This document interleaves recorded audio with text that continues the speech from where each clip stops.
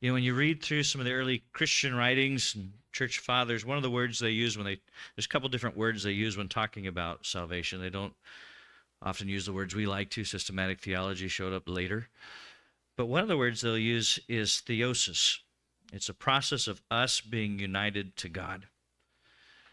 This is what Peter would have been talking about in 2 Peter 1:4, that God has, quote, granted to us his precious and very great promises so that through them you may become partakers of the divine nature, having escaped from the corruption that is in the world because of sinful desire.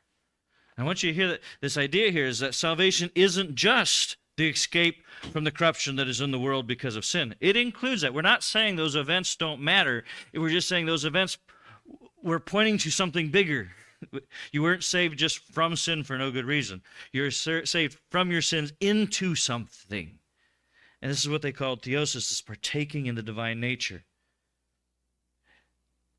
It's that God wanted to remove the obstacle that stood between us and him. His desire is that we be drawn into himself, into a relationship where we partake of his very nature.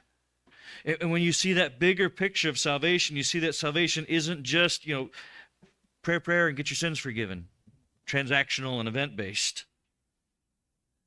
But rather, salvation is God himself.